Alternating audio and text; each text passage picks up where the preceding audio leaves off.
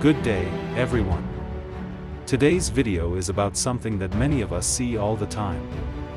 That's moss. Take a look at this.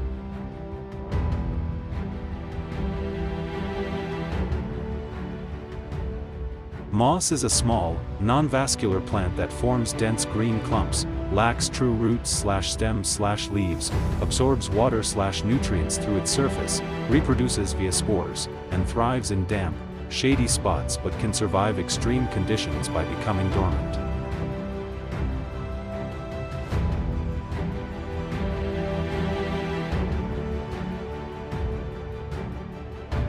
It's really a beautiful scene. What do you think about it? Tell us your thoughts. If you like this video, like it.